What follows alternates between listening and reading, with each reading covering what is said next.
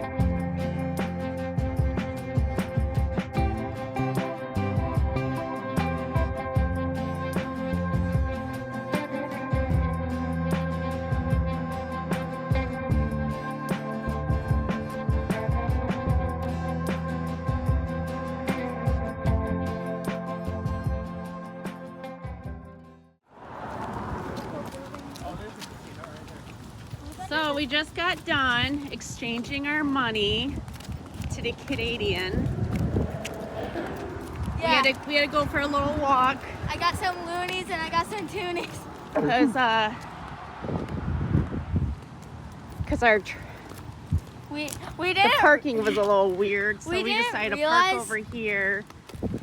Yeah, but we didn't realize that once you cross the border, that's where you exchange your money. So we were just looking, and then we went to the office or whatever, the desk, and she said that there's a white building with a blue top on it that looks like a trailer, and then we go over there and we're like, we're just there. So just keep that if you cross the border in mind. Keep that in mind.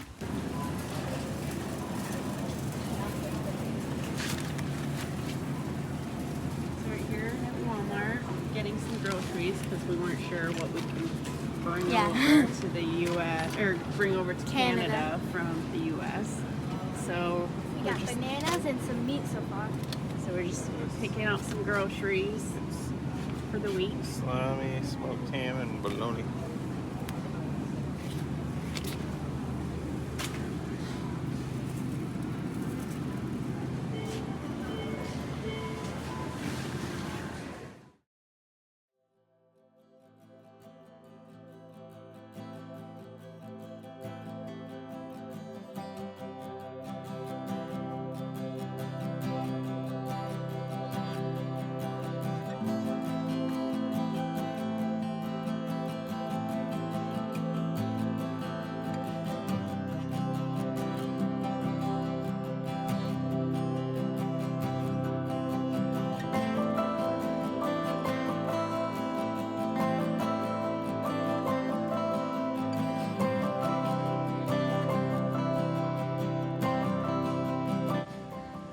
So we're stopping at this cute little general store. It's supposed to have the best apple fritter And you get full service here. Got a guy pumping the gas for us. That's pretty nice. So we're gonna go in and hopefully get some fritters and check out the shops.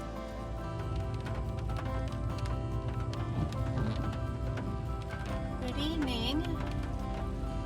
We're at Pancake Bay, Provincial Park. So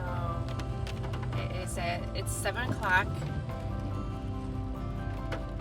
We're just looking for our site. It's pretty busy here today. Yeah, I should say this weekend. they have like 375 sites here. 300? I think that's what I see. Wow. It's a big campground. Yeah. So we just got to our site at Pancake Bay. And it's raining on us. And it's supposed to rain all night, all morning. So we're just here for one night, so we'll get out of here tomorrow morning sometime. It's too bad because I wanted to explore this area a little bit more. But we'll see. We'll see how the weather is tomorrow morning. That's my little pond right there. Mike is hooking up the electric.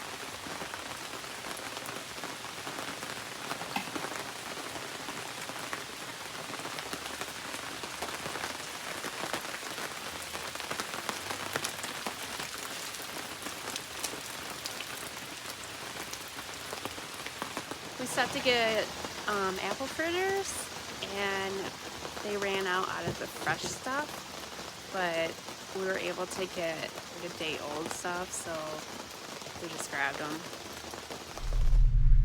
Good morning, everybody. So it is Saturday right now, and it's around noon, and we just got out of the campsite in Pancake Bay, and now we are going to try to see the beach. So it's very foggy out this morning, and so this is what we are driving in through.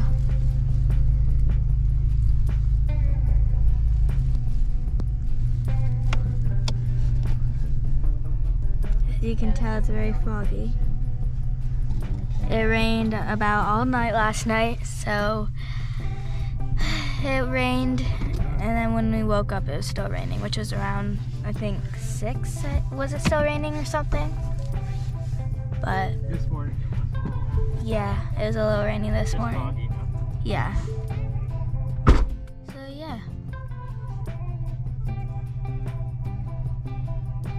We gotta clean out the trailer and do all that stuff this morning. And our next stop is we're doing a harvest host tonight at a blueberry farm.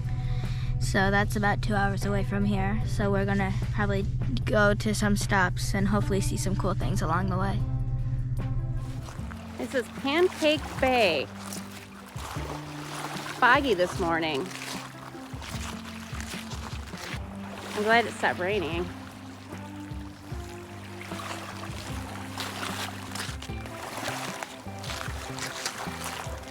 Mosquitoes are pretty bad out here. No flies as of right now. Just mosquitoes. I believe this is a dog beach. There's a bunch of people out here with dogs. It is.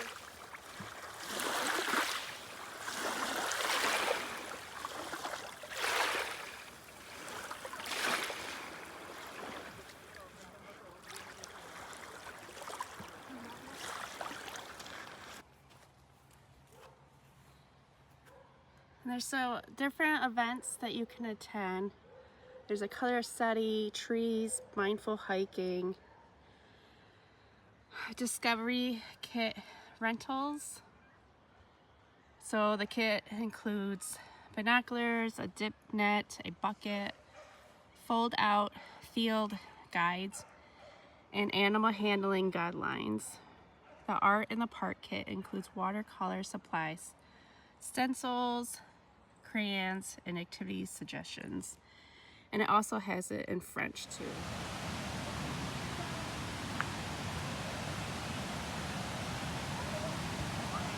Here's our first stop. We're at Sand River.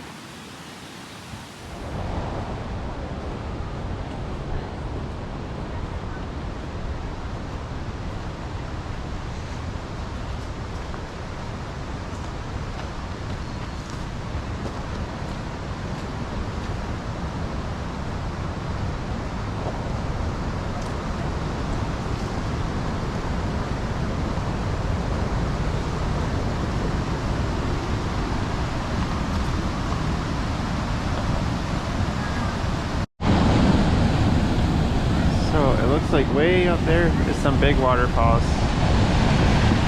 That's pretty cool right here.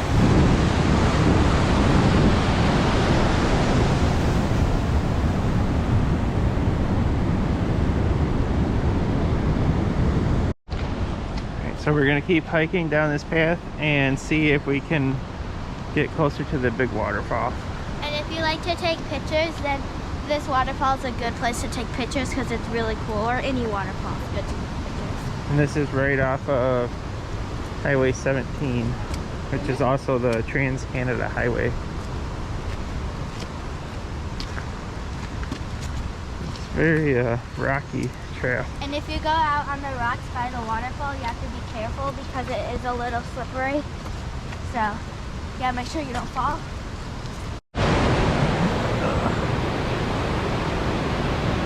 Not sure how this is picking up on the camera, but that is quite the waterfall over there.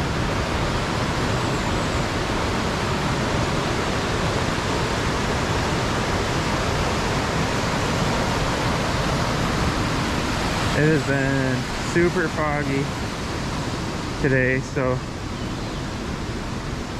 makes catching cool sights kind of hard, but we're doing the best we can with what we got.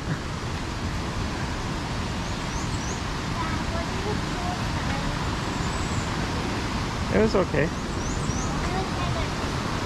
You'll see it. Oh, this is way better right here. Oh my god. Wait, hold on, let me put this right here. Here we are.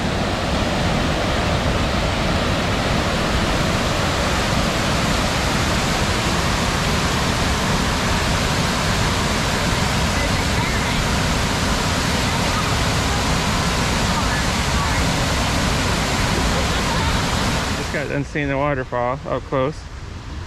It was pretty cool. It's not a very long walk to get back there. You gotta kind of climb over some rocks and tree stumps and stuff like that, but the trail's pretty easy to follow. So yeah, now we're gonna head into Wawa and go to Algoma Wild Blueberry Farms, and we have a Harvest Host day there tonight. So that'll be exciting. It'll be our first time using Harvest Host. Hey everybody. So this is the Magpie River, and these are the scenic high falls on the Magpie River. And this is right outside of Wawa, and it's just down the road from the blueberry patch where we're staying at is with our Harvest Host membership.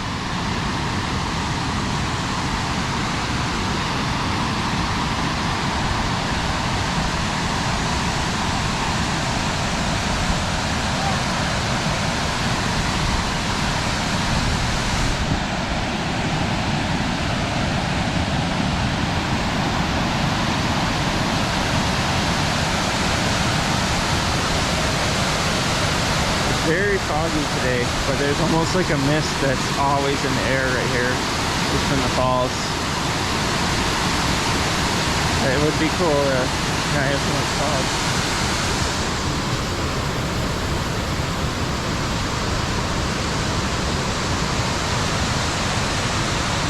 A little sign about vlogging in Wawa. So on our way into town here, there was a sign that said the population of Wawa is 3,000. So it's not a very big area for sure. See what's down this little pathway here.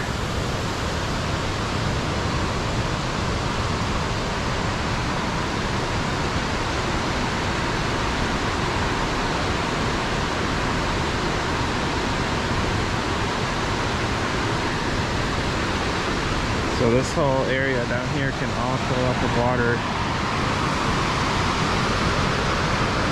Oh, you just gotta stay here. That's still very cool.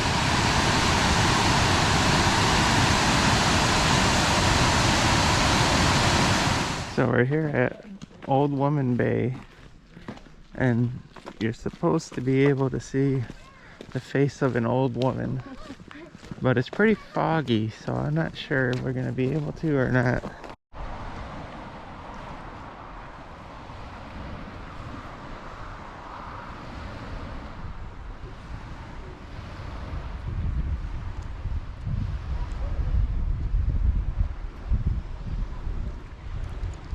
Hi. Did you see Pretty the foggy. old woman's face? Yep, I sure do. Oh. That's not nice. Rude. It's pretty cool. Hey everybody, it is Sunday morning and we are taking off from our Harvest Host stay here at Algoma Highlands Wild Blueberry Farm and Winery. So today you can actually see around in the fields. It's not foggy like it has been. And those are strawberries. Yeah, there's Those are strawberry strawberries back fields there. right here. So they make strawberry wine and Blueberry wine, jams. jam. And the lady that helped us today or yesterday her name's Amy. She's super nice. Yep. So Very helpful. If you're ever in Wawa, Canada, check it out. Yeah. So anyways, today we are heading all the way over to Thunder Bay. It's about a 6.5 drive or so, but we're gonna stop at some spots along the way, so it's gonna take a while longer.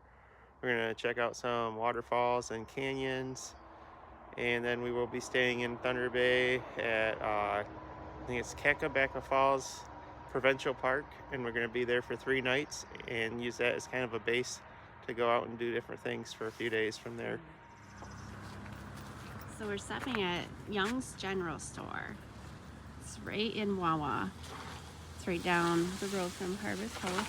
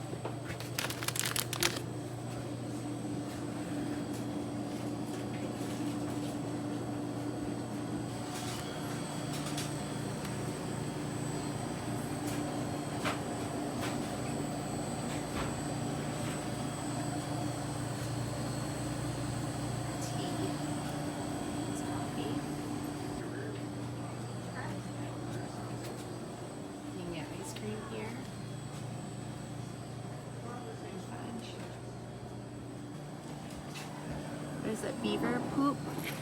It's funny. What is this here? Oh, bear mitts.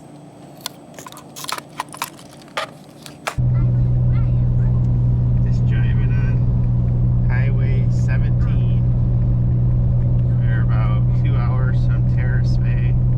We're going to check out some waterfalls there and then get back on the road to a couple canyons and then head into Thunder Bay. It's going to be a long day. And the weather is 47 degrees. It's 8:53 a.m. and it's supposed to be a high of 67, but it could change. So, but no rain, hopefully. Yep, this is our first somewhat sunny day since we left on Friday. So it's been a pretty nice drive so far today.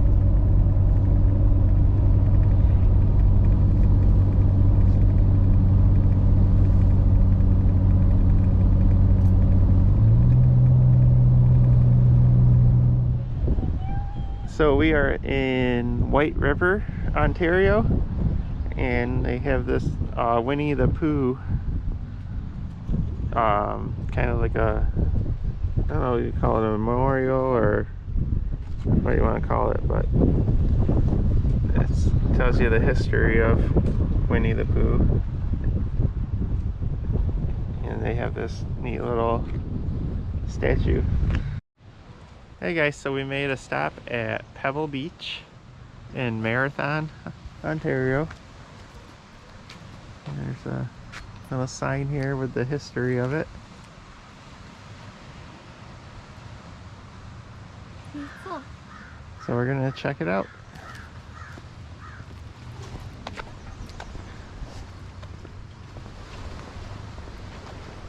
This is our first nice clear view of Lake Superior since we got up here. I think you gotta walk down there because you can't walk right here. Oh, you're down there.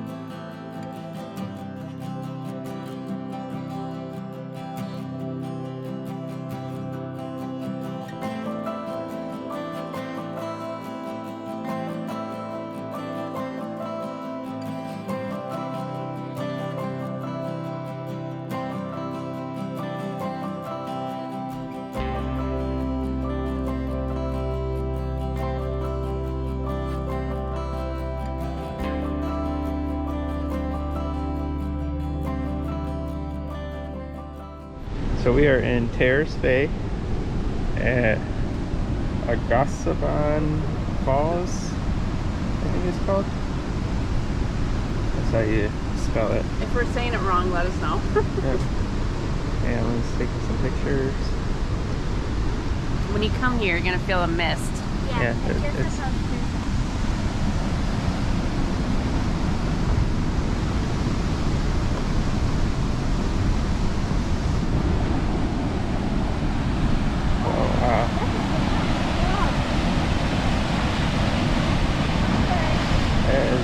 a big waterfall. It goes right out into Lake Superior there.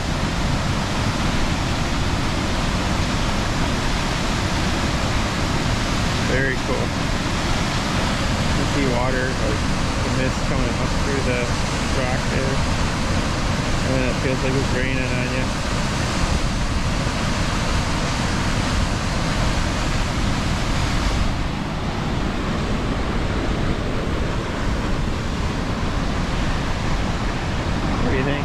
It's cool. I mean, it's misty and it's a little chilly today, so it doesn't feel that good, but if it's warm out and it's doing this, it will feel good, I bet.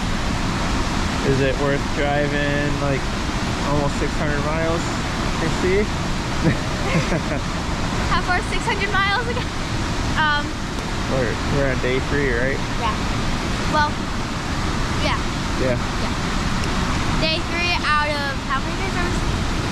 About 9. 9. So day 3 out of 9. So like 7 days left, I think, something like that. I would say it's worth it. I mean, it's fun, so yeah. Cool.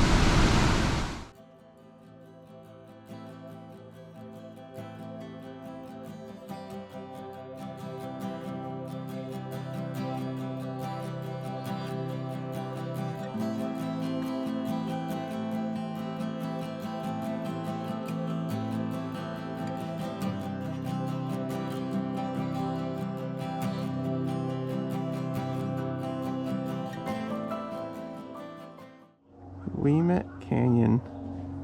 I think that's how you say it. So we just got here and check it out.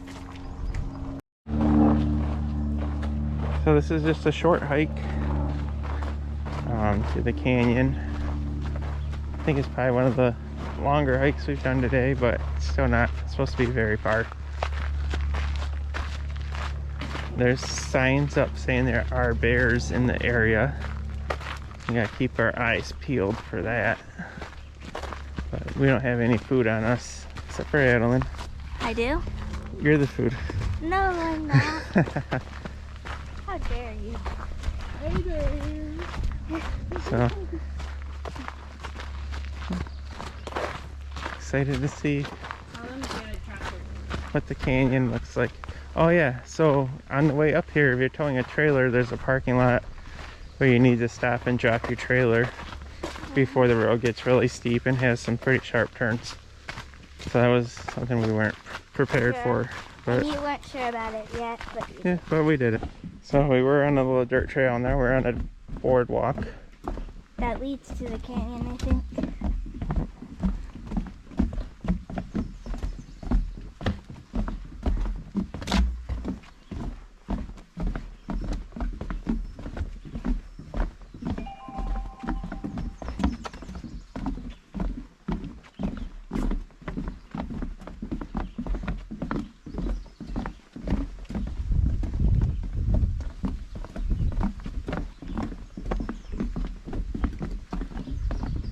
Stop and take a rest.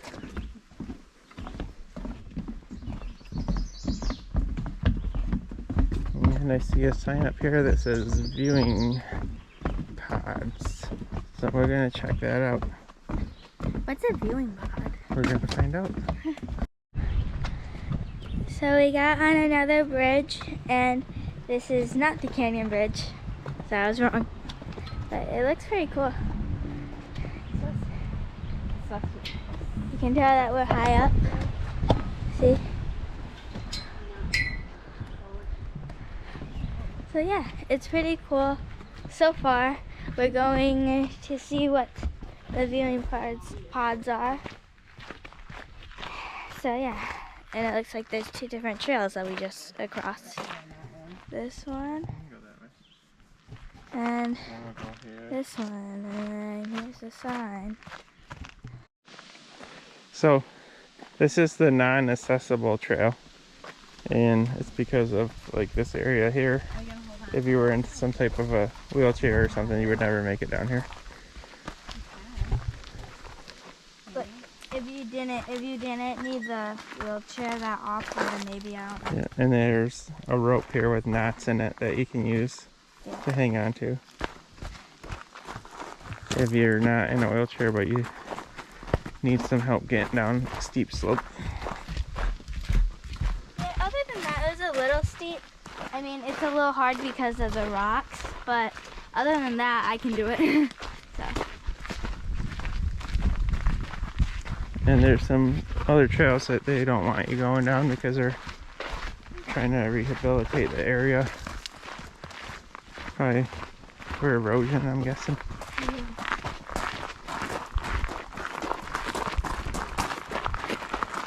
I do recommend going to Pebble Beach, though. It was really fun.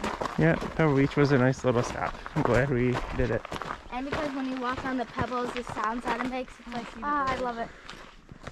So here we are, coming up to the viewing pod, or one of them. I'm not sure how many there are. We'll find out.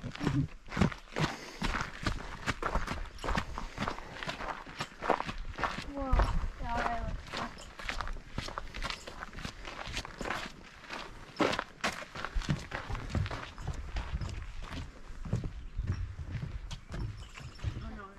Wow.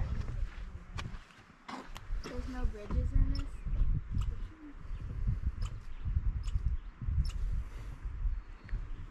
This is cool.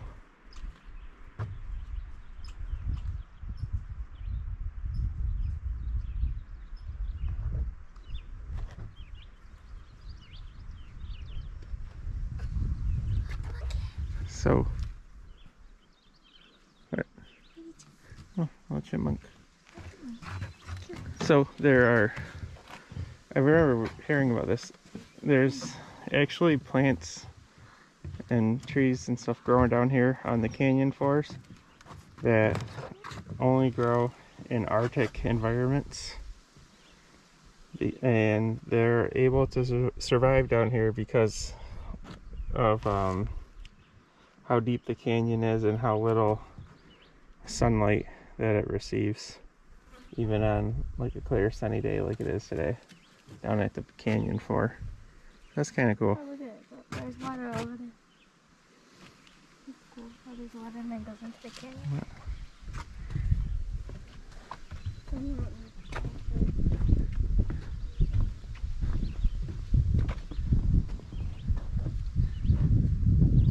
Very neat.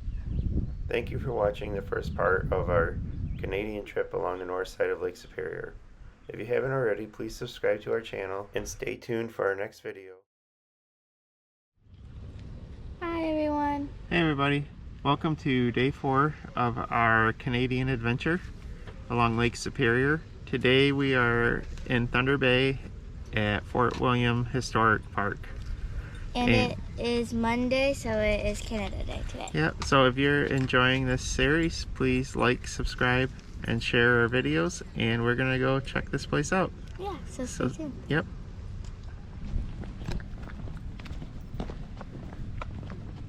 Alright, so we just got our tickets to enter the fort. I think for the 3 of us it was around $35 Canadian. And they have this nature trail that you can take to the fort, and she said it's about a 15-minute walk, or you can take a shuttle if you don't want to walk, or if you can't walk. So we're gonna take the trail and see what that is. Looks pretty cool so far.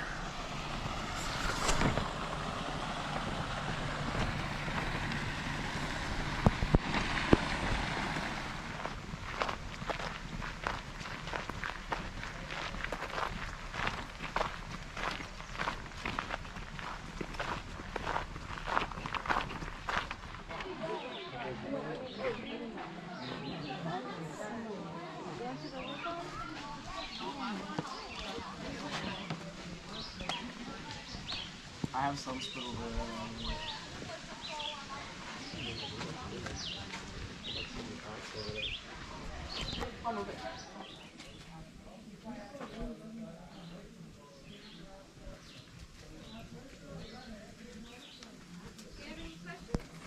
Okay, so this has blueberries, rice, wild rice, and maple syrup, and they mix it up, and that's what one of the things they like to eat.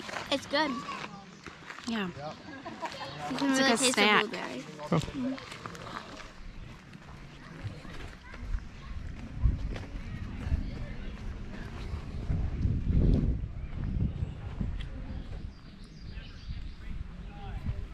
Cool. Be careful there.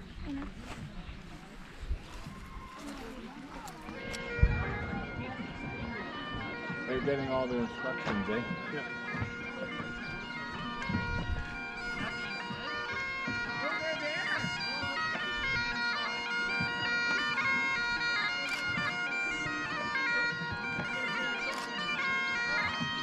Music.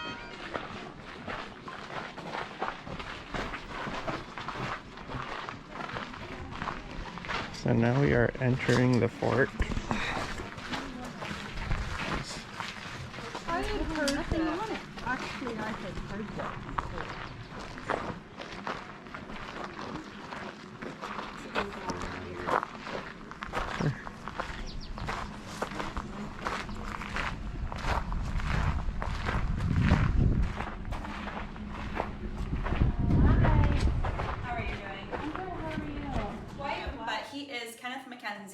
The proprietor here at Fort William.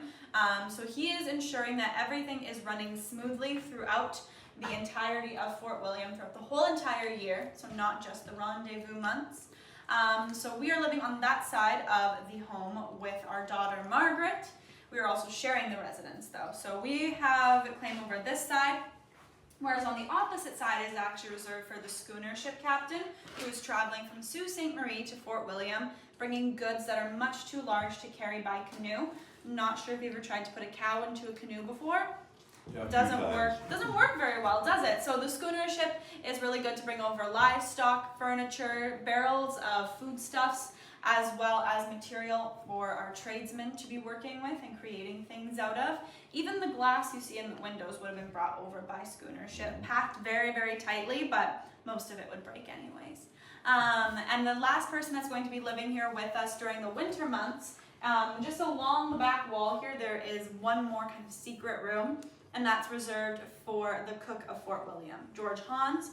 He'll be over in the kitchen today, so he is in charge of preparing and planning all of the meals for all the gentlemen eating there in the Great Hall during rendezvous, which could be upward of 100 to 150 men. So he's quite busy during this time, so he'll actually be living right now above the kitchen with the other manservants and the baker. But that's only because during rendezvous we see upward of about 1,000 to 2,000 people here at Fort William, whereas when rendezvous is over after the second week of August, we only have about 24 to 30 people living here year-round. Mm-hmm. Was it this big at that time then? All Yes. the buildings? Wow, Yes. just with 24 people. Yes, so most of the buildings are actually getting closed for the winter and locked up. The only open ones are actually going to be the trading post, the wintering house, the tradesman's house, Mr. Tate's home, and the farm cottages. Those are the only buildings that will be open. The rest of them will be shut down after rendezvous is over and cleaned out. But luckily, as it is called the wintering house, this home is winterized. The walls are insulated with hay and clay, and then there's a layer of Parisian plaster, and of course white paint to hold kind of everything together. The roof in this building and the ceiling is a lot lower, and that's to keep heat downward. We also have 3 heat sources throughout the whole entire home, when some places only have 1, if none at all. So one in my husband's study, one in the common area, and one on the ship captain's side. And what's nice about this building is, let's say the schooner ship captain decides to stay in Sault Ste. Marie for the winter, we can close off his side of the building with all the doors and keep all the heat more directed towards our side of the building, which is nice. But my favorite part is the fact that the door actually opens inward, because my husband's jokes can get quite tiresome, and when it snows, I'm able to actually claw my way out and be able to go and take my reprieve and snowshoe around Fort William. So this is the wintering house.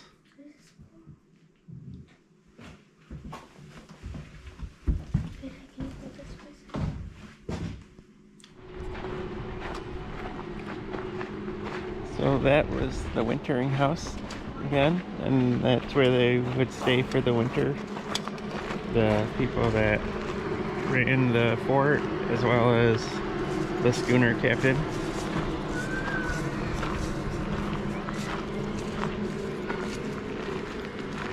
There's a stone store.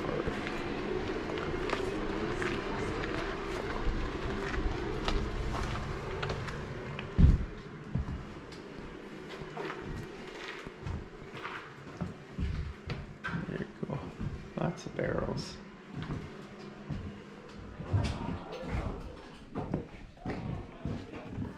Here he has some blankets.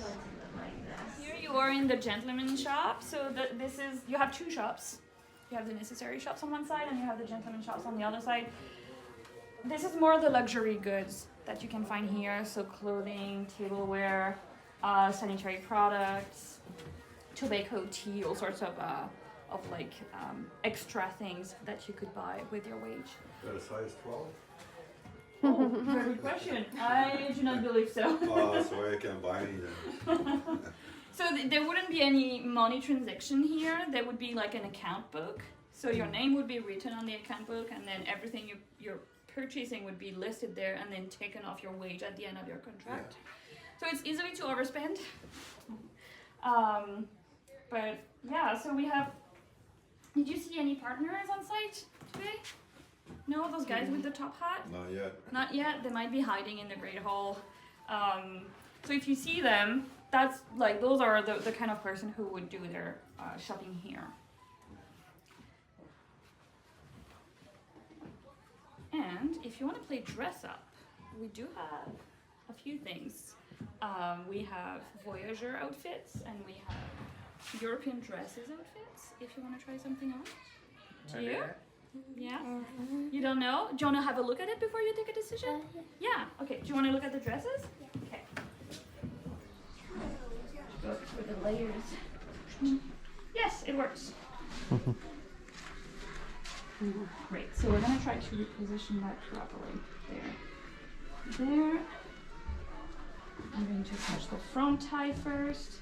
So kids' clothing would be very big and attached with ties because kids are growing fast. Right. And we don't want to buy dresses every year or every 6 months. Not that we don't want, but we don't necessarily have the money for it. So they would have lots of ties at the front, at the back, and then they would have pleats at the bottom to make the dress longer. Kids' dresses would not be touching the floor. This is more of an adult thing. So when you start to have a dress that touches the floor, it means that you've reached the age of young adulthood.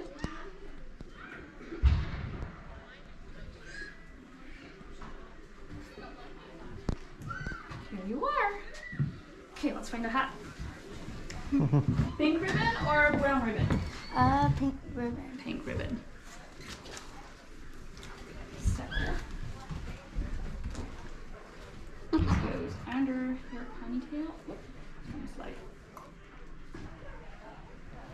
Can you wear something like this every day? I don't know. I mean, if you had to wear the same type of style clothes every day, it might get a little boring, I think. Because I mean, I do wear dresses, but not all the time, so that's why.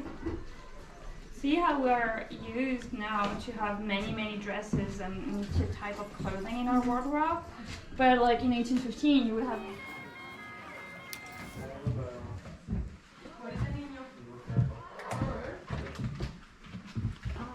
Those hooks, fish type hooks. Oh yeah. Oh, here, they're heavy. That's cool.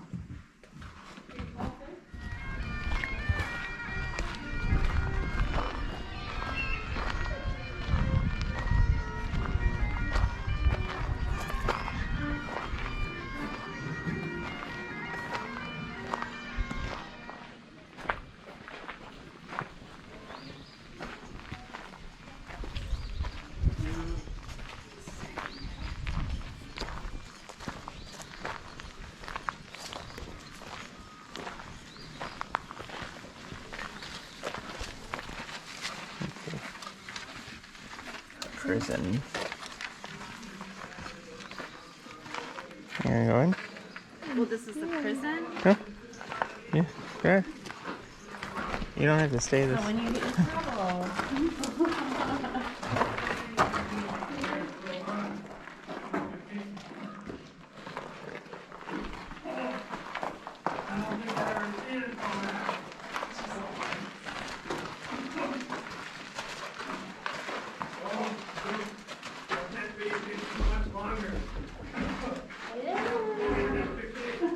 I think it should record.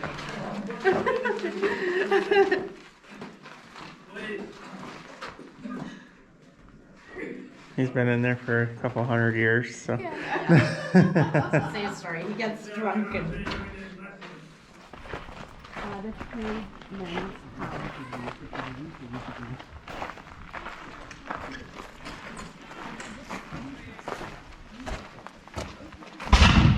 Oh god, that scared me. Oh, this is pretty big. That scared me. Yeah. It looked like it sounded like it came from right there, actually. That is a hornet. It's pretty cool.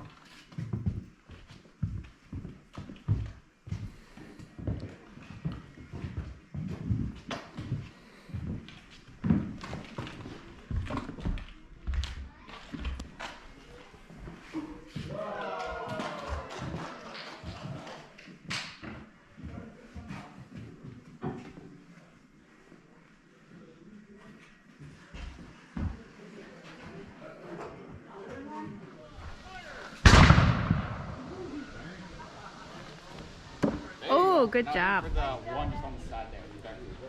Oh, yes. What did you eat this? You had a I know I had a bagel this morning.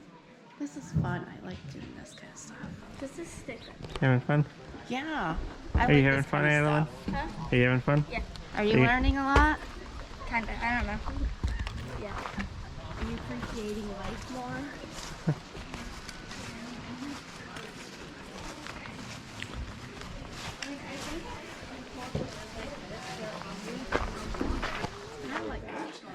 So, any of the work that needs to be done on them, the armor can do here. So when you're repairing any of the metal bits, he has his any of the work that needs to be done on them, the armor can do here. So when you're repairing any of the metal bits, he has his forge. Any of the wooden stocks or templates or anything, he has. Yes, he has. Now that one you're working on, is that quite a scatter gun? So that's a blunderbuss. So yeah, it's a scatter gun. Yeah. Not very accurate No, past no. 20 yards, but since the barrel's flanged It's out, just covering a bunch. exactly, it spreads it out. That's more of a shotgun. Pretty much, yeah. So not very. No, it was somebody coming in the window, you Well, you- didn't miss. You'd actually fire it like this. Yeah, Because it would be too much if it went yeah, back no, like that's that. what I mean, you, Yeah. somebody's coming in the window, he ain't getting past the Well, this window. one's actually a naval piece. Okay. So this would be used typically on ships, just because it's a brass. The seawater and everything was rusted out, like the cast iron one that's right there, which I'll be cleaning next, unfortunately.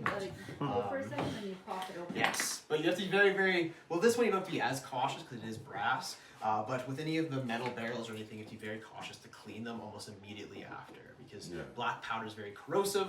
If you corrode your barrel, it doesn't really work that well anymore, which is why those ones are there. Then you get cleaned out properly, so now they don't work.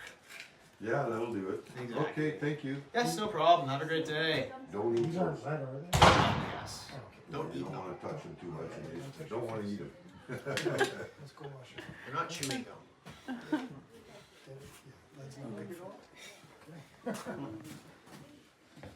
I breathe lead. That's what our solder is. How are you folks today? I'm good. How are you? Oh no, can't complain yet. Soon though. It's a beautiful day. Well, yeah. Busy day though. Yeah. Just me and Andre and the tinsmith though, but we're manning it down, and then I believe we have to do cannons later as well. So Okay. we have a lot of work to do today, but that will be out on the wharf at 2. Okay. 2, yes. Hopefully at least. That's what I was told. All right. They can Cool. chase me down at 1 o'clock. Where were you? Well, thank you. Yes, no problem. Have a great day. You too.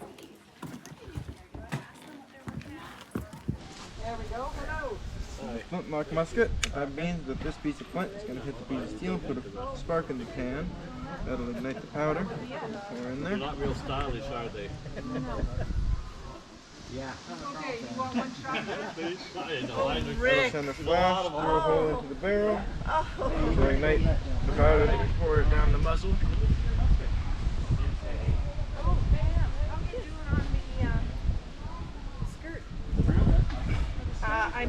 Normally this would be followed with a piece of paper wrapped around a lead ball, but they don't like holes in things around here, so you just stick with paper. I was thinking I'd put it down. Compromise. I did. Because it was nice. And, yeah, it's put down. Oh dear. Okay. Well, I technically I was trying to find some more twill tape, but 1 inch or whatever. Or 3/4. Yeah. Well, I mean, you could use one. It's so wide, and then the ties are wide. Your production on now. Half an inch. This up to your right shoulder. Okay. Hand out here. I've used, I think, as narrow. And pull this all the way back, and on the count of 3, you're going to pull the trigger. Okay? So I figure I'll use that for the Take care. 1, 2, 3. Oh! Yeah, when you fold it over, you'll Set, good. All right, take care. 3, 2, 1, fire. This is the canoe shed. Hi. How are you? Good. How are you? Good. A lot of canoes. Come take a look at all of our canoes.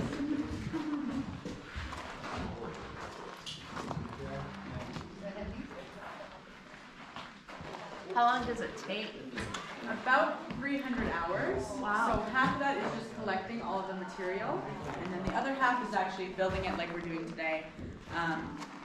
So I think we have about 5 or 6 hours done out of the 150 that we have left of all of that. So yeah, 2 days ago we laid down the birch bark on the bottom, and that took us about 3 hours, and we've been on the sides, and that's been for about 2 or 3 other hours, I believe. So a lot to do. There's the hospital.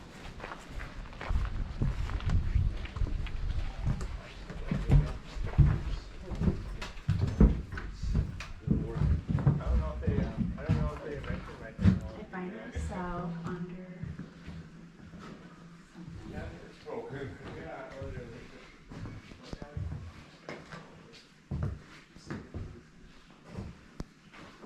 So if you needed to go to the hospital, this is where you would go.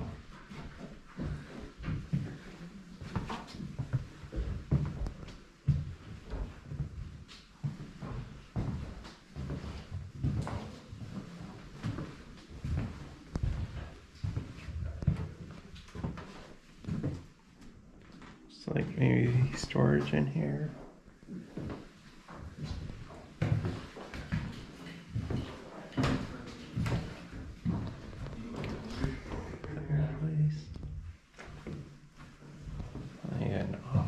Possibly. Guide's house.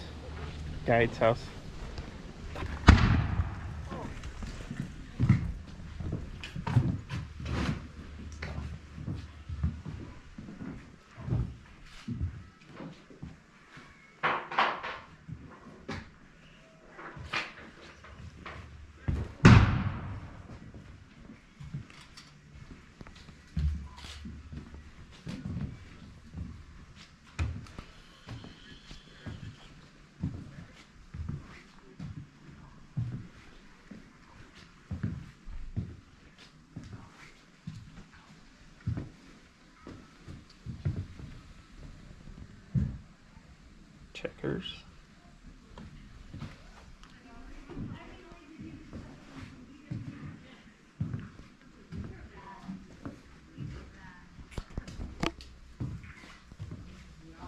Oh, the flashes.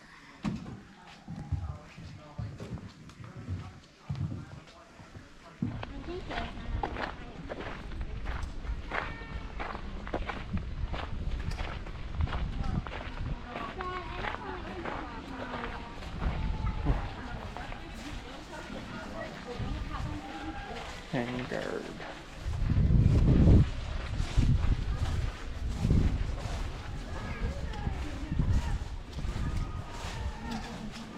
So up here they have an observation tower that we're check out.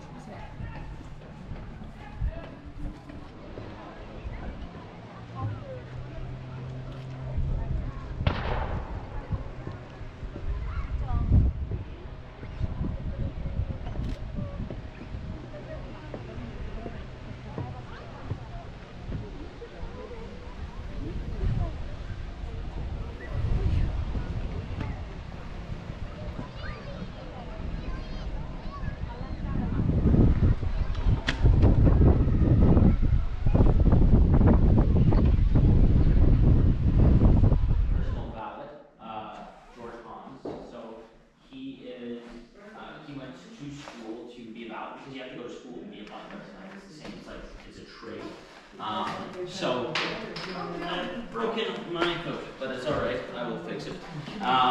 So, it is 4 courses consisting of anywhere from 7 to 13 individual dishes. Yeah. But who prepares all that? So that is going to be my personal valet, George Hans. So he is, he went to school to be a valet because you have to go to school to be a butler.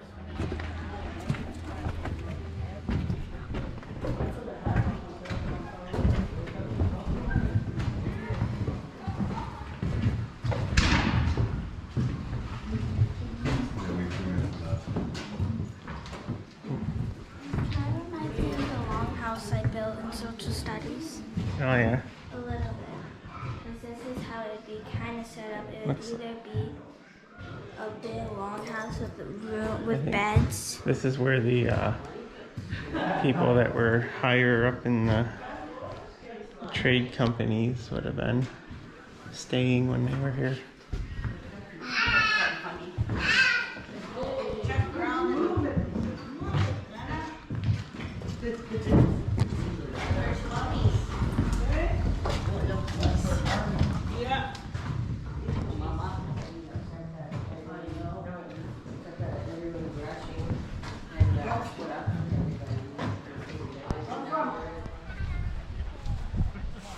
This is the last section we're gonna check out here, and then we're gonna head back to the truck and have some lunch.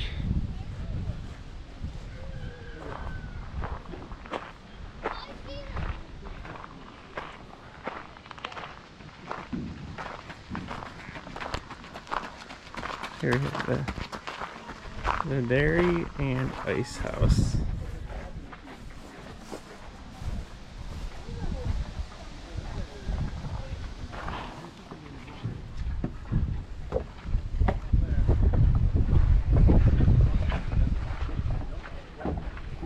I'm tired.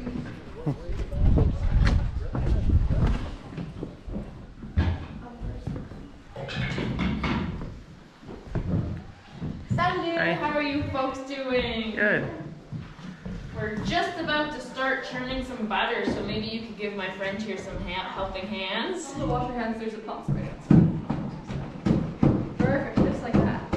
And you can feel it all sloshing around in there, but the longer you go, the more it'll change. You'll feel it, it'll get a lot stickier, and then it'll get really hard to bring up and down, and then you know it's ready when it gets splashy again, because all the fat, all the cream has really come together, and the rest, the excess buttermilk, is just sitting there and it's gotten out of the butter, so it'll be splashy, and that's when you know it's done.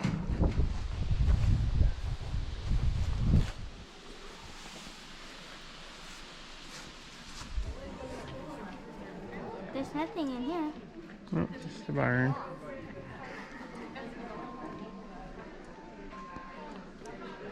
It's cool though.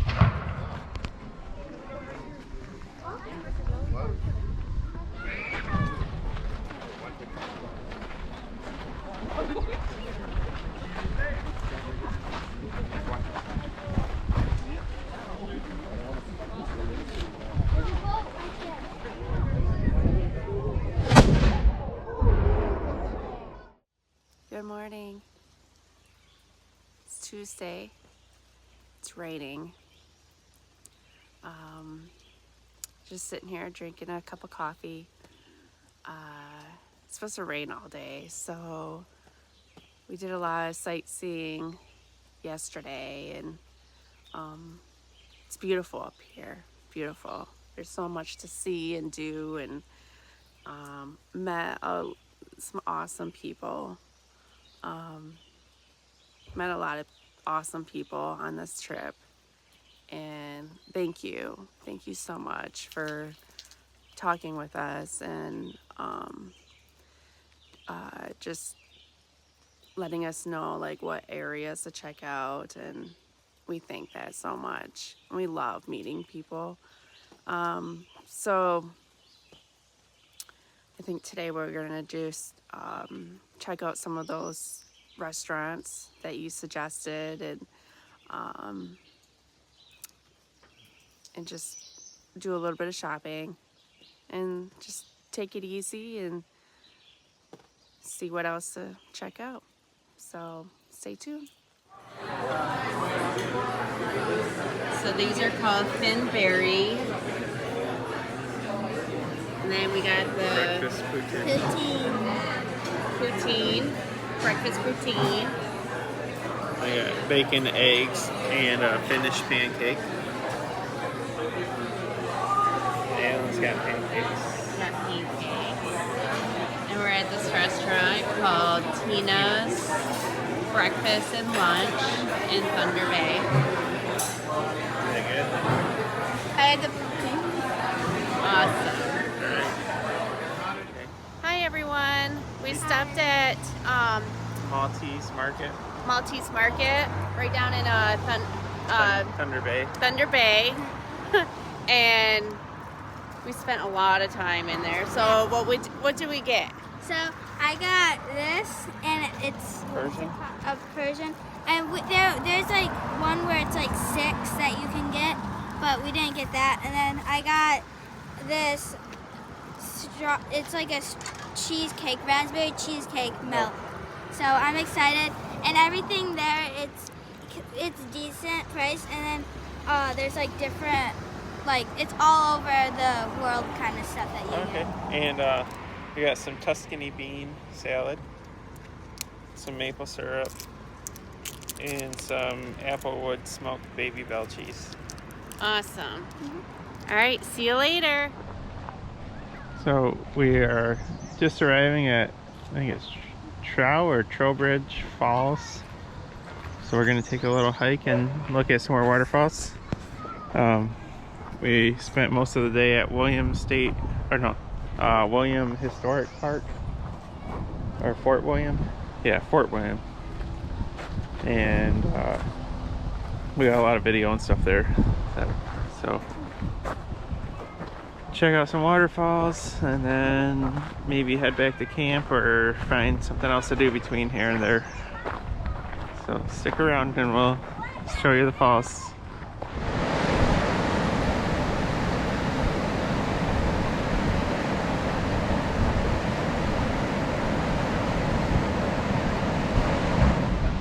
Okay, so we are back at our campground at Kakabika Falls, and we're gonna go check that out in a minute here.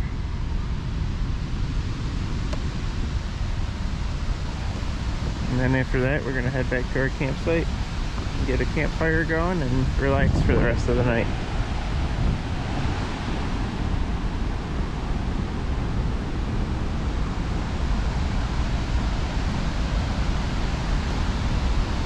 So these are the second largest waterfalls in Ontario, what we were reading.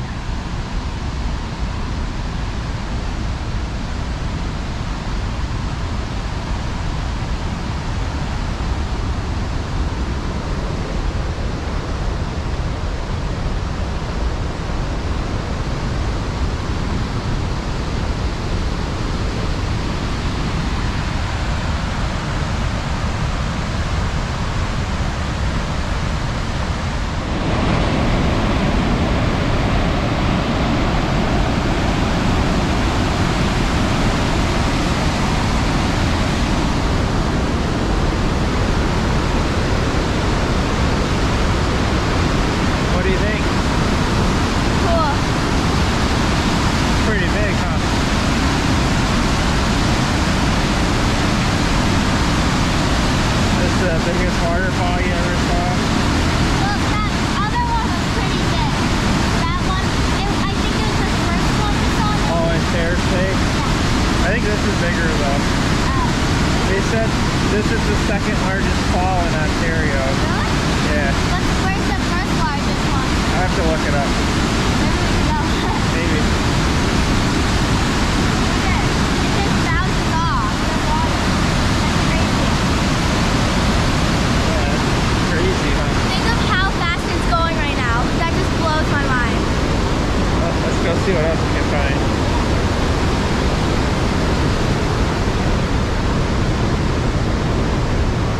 So they even have a ramp you can take down to this platform right here if you're in a wheelchair. That's pretty cool.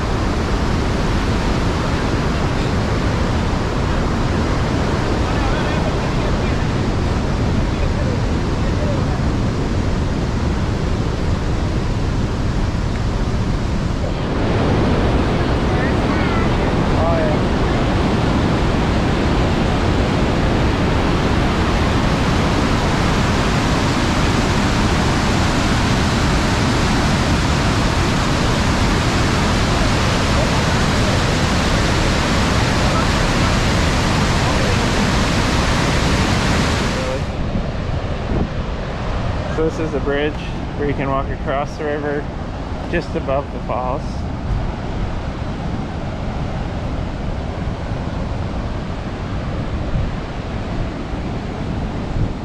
of runs along the highway here. Or not the highway, the bridge that goes back to the campsites. Back where we are camped at for the next couple nights. Yep. It's cool that the campground involves a waterfall too. So I recommend staying here.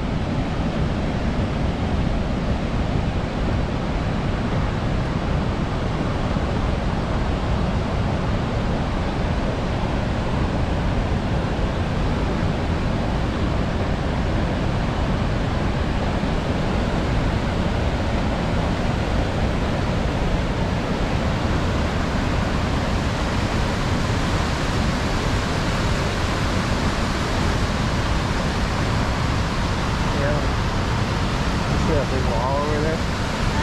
See that rock wall? Where? Across the river. Oh yeah. That's pretty cool, ain't it?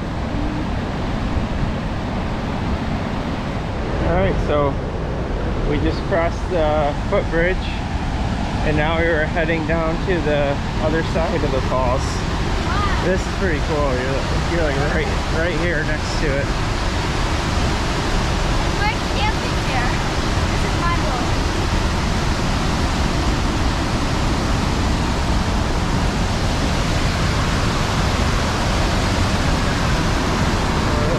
Bridge, and this is all like right by the parking lot, so it's pretty cool that you get to something like this that easily.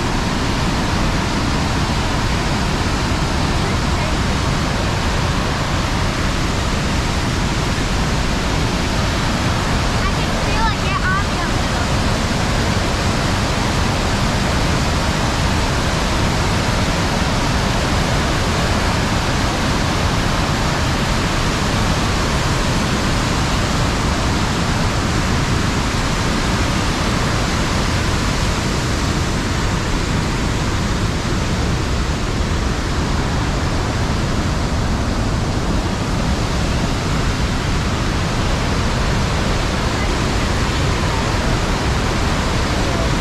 Some trees that fell down here kind of blocking the view, but we'll keep on going to the next spot. Hey everybody, we are just hanging out on the tailgate at Marina Park in Thunder Bay, Ontario. There's a lot of freighters out here. At least 3 of them that we can see. And when we were driving around a little bit, it looked like there were some at the docks that are down that way as well. So it's pretty chilly and foggy today, but if it was clear, you're supposed to be able to get a good view of the sleeping giant, I think, from here. Do you see it? It's hard to say. I see something out there. Me too.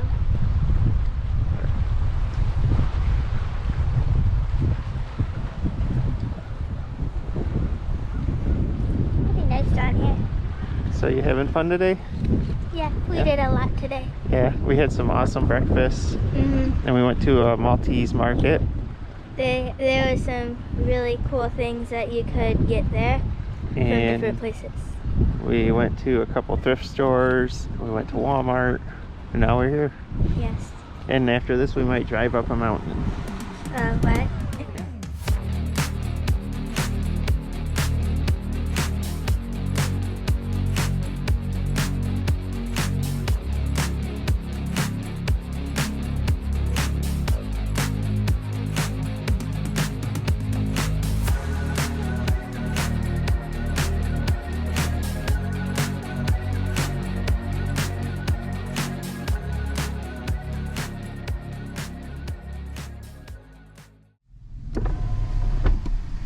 Oh, they don't accept cash. Okay. I thought it'd be easier to do cash. Hello. Hey. Hi. So it's just $10 debit or credit to go on up now. Okay. Nope. There you are now. Okay. There we go. And I can just print out your ticket for you real quick. Okay. This is for it's all day in case you guys want to go back down and come back up. You're able Okay. to. All right. Cool. Thank you. All right, thank you. Have a good day.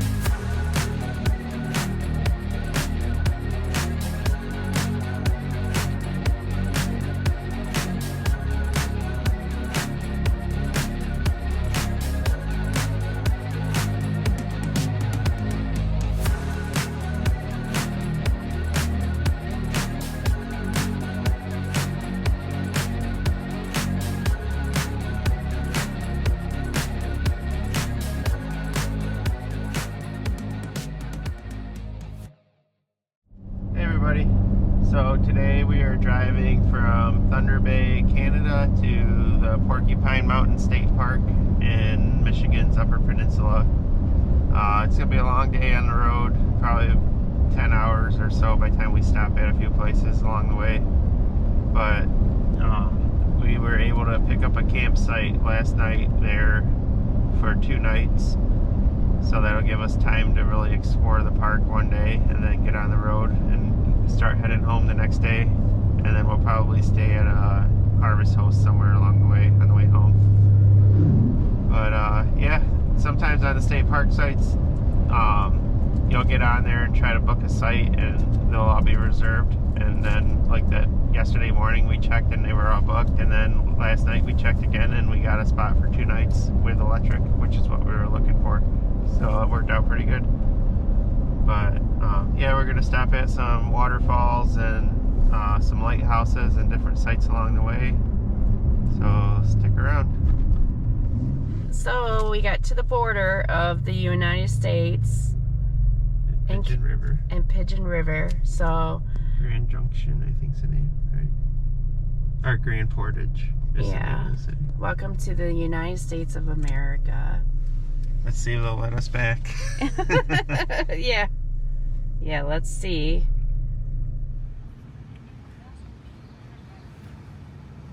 Hi. Well, below the back window. So this is Grand Portage State Park, just across the border in Minnesota. And there's a paved path here that takes you to a couple waterfalls we're going to check out.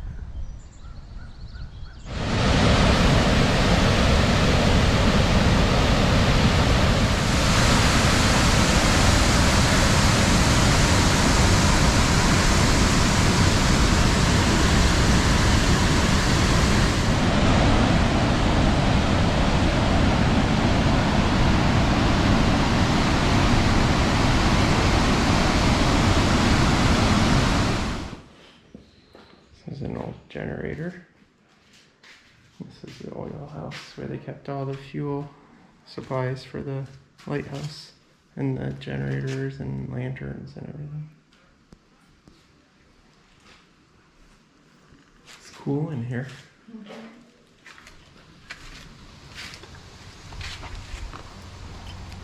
So this is Split Rock Lighthouse on Lake Superior in Minnesota.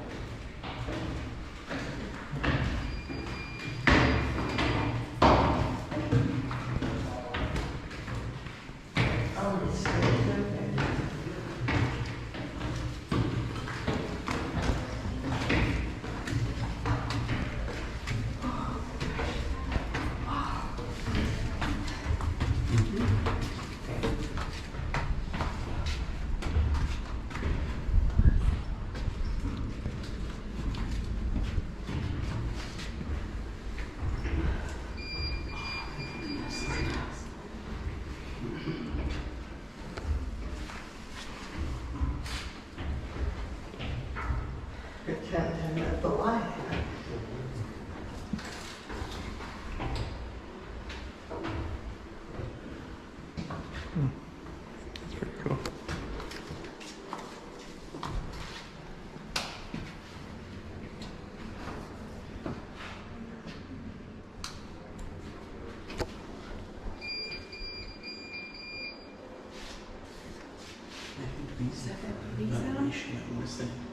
Yeah, those are vents.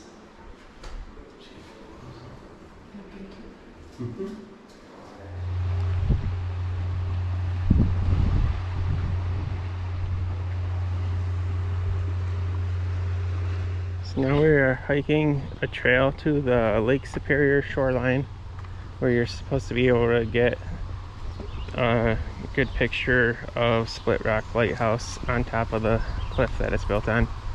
Kind of like the iconic picture that comes up when you look for it online. And Adeline got some ice cream. Yeah. Now she's not so hot.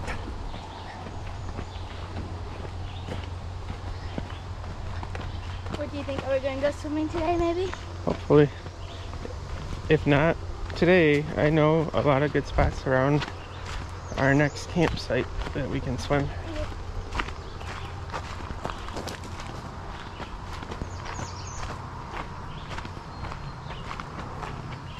That was good and sticky.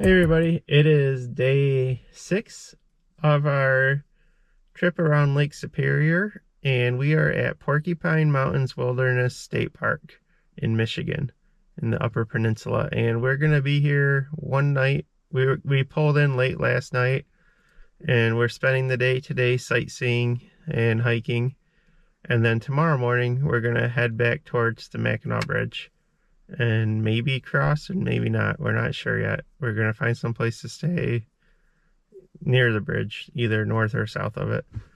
So we just arrived at Lake of the Clouds, and we're going to go check that out, and we'll show it to you when we get there. Here we are, Lake of the Clouds.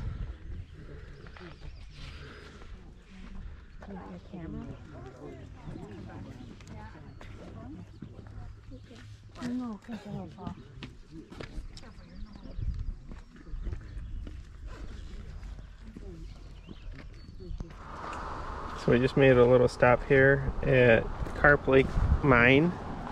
This is on the road back down from the Lake of the Clouds overlook. Let's go check it out. You can't go into it. They have it chained up. But you can hear water running in there though. It's pretty cool. I have a light on me, so maybe I can shine it in there. You can see a little bit. Oh. Pretty neat. Well, mine closure by a veteran mining company. That's cool, isn't it? Yeah. Very interesting.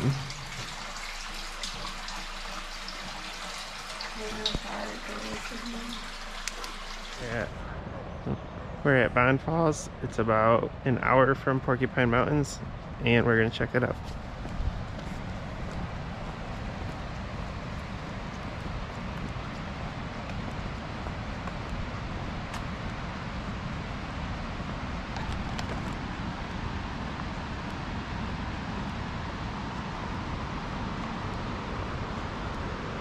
We've been by here quite a few times, but we've never been right in this area, so this is our first time ever checking these waterfalls out.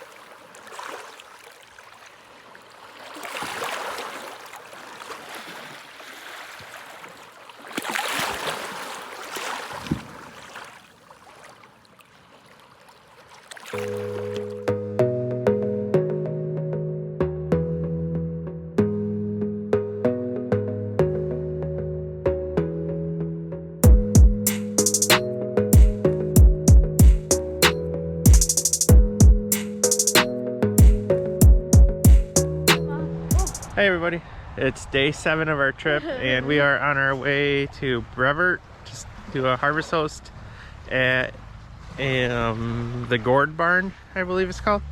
A little farm out there. Where you just stopped at the Scott Falls Scenic Turnout here on Lake Superior outside of Munising. And Adeline has not been swimming in Lake Superior yet. Yeah. Anytime we've been up here, it's always been cold. It is pretty cold today, but she's determined to do it. So we're gonna watch. Why? And she's gonna get in the water. It's cold. Do it. 1, 2. So this is Lake Superior is the coldest Great Lake of all the Great Lakes. I can see why it's cold. Even in the summer, it's frigid. You gotta get into that. I'll get my feet wet. Oh my goodness, that's cold. I know. I said I was going to go up to my.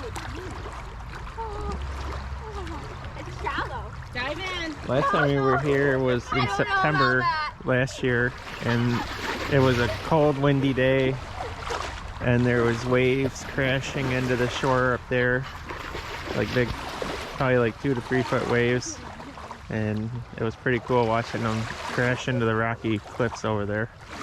Today it's nice and calm. It's probably about 65 degrees. Still really cold. I literally just standing in here with my feet, it feels like I'm standing in a bucket full of ice. Why am I doing this? Ice cubes. Because you're brave. I am. You're a brave girl. You can do it. Just take a dive. No, I'm not diving. Sit on your butt. Wait, should I go underwater? Go ahead. Should I go? Yeah, just do a dunk. I'm not even like going to go like that. I'm just going to Just dunk. Sit on your butt. Just go straight in. Go right in. Go for it. Oh, why? I'm doing this for views. Oh, it's cold. Go for it. Sit on your butt. I don't know. It is cold. It's cold.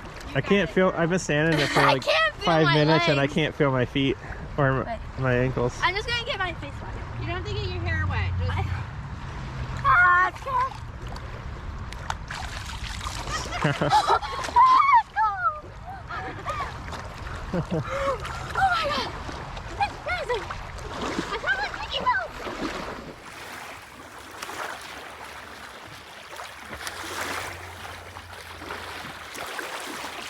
I didn't do it now.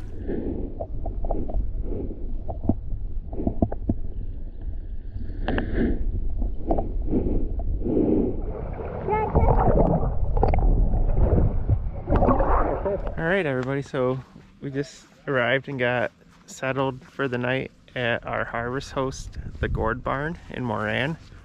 We're gonna go kind of take a little walk around and check it out here in a minute.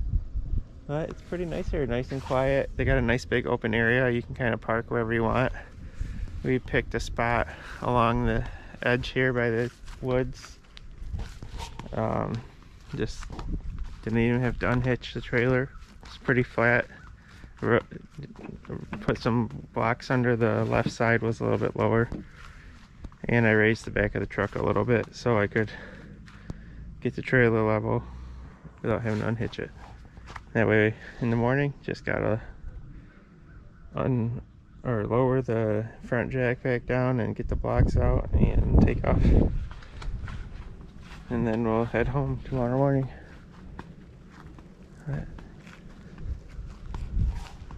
So this will be our second time ever using Harvest Host, and we're kind of excited to check it out and see how it goes. the butt. That's cute. So we're just taking a look around, but we'll do the official tour around 7 o'clock. But they said we're free to wander and check it out. So this is a barn here at the farm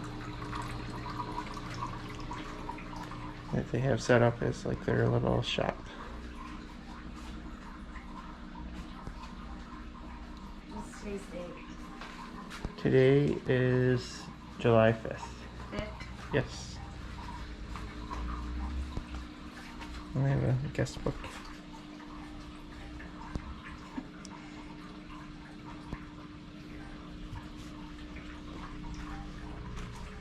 It's pretty cool. we'll have to come back sometime with a license plate, because they have a license plate collection here, and it mentions it on their Harvest Host page, but because we found this place during our trip, we weren't able to bring a license plate for them to add.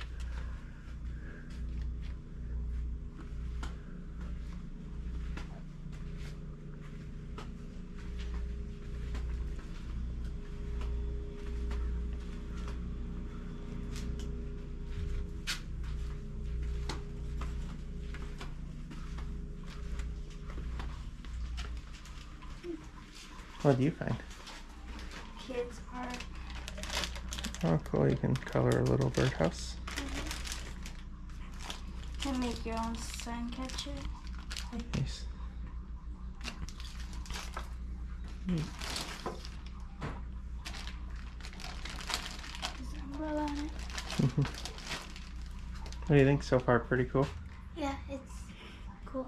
Oh, there's a French. I know you like vintage stuff. So you're in a vintage barn. Mm-hmm. Look at there's a French foily. Yeah.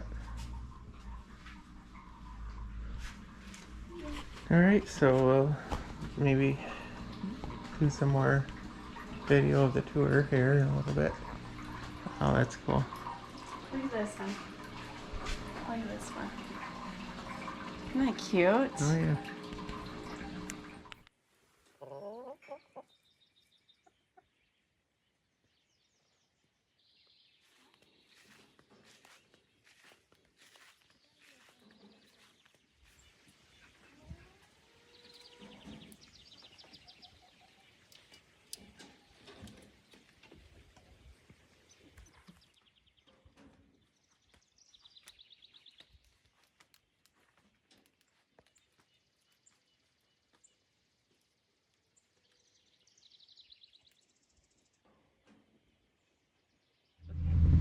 Everybody, we are heading home today.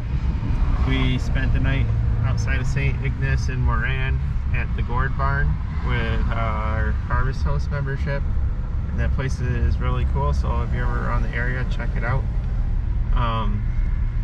We're just waiting to pay the toll and cross the Mackinac Bridge now and head back into the Lower Peninsula, and we got about a 3-hour drive and we'll be home. After 8 days on the road. Yeah. It'd be nice. It'd be nice to sleep in your own bed. You see your cat. Adeline's excited to see the cat. Yes. When we get home. Yeah. It's pretty busy today. So Oh yeah. we're in a long line, but we're getting up there.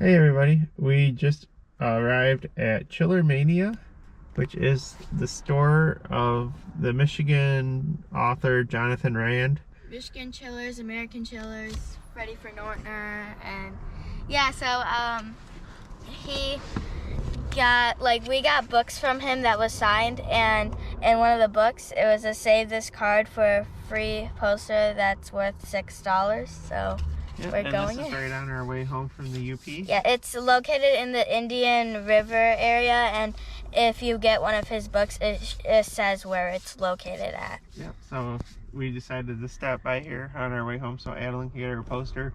Yeah. He visited her school a couple months ago. Yes.